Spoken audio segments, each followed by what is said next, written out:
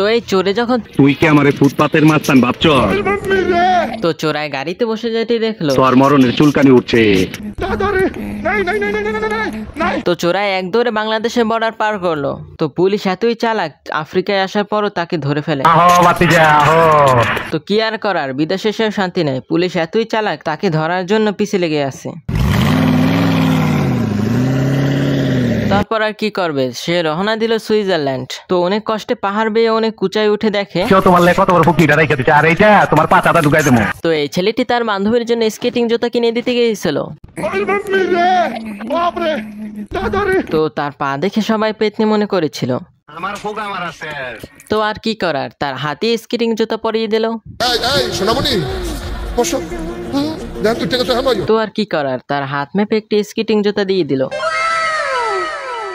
তো ছেলেটি আর হাতে পরালো না, সে জানতো কিভাবে তাকে পরাতে হবে। তুই কি আমারে ফুটপাতের মাস্তান ভাবছ? তো জুতো পরানোর পর যা হলো। আমি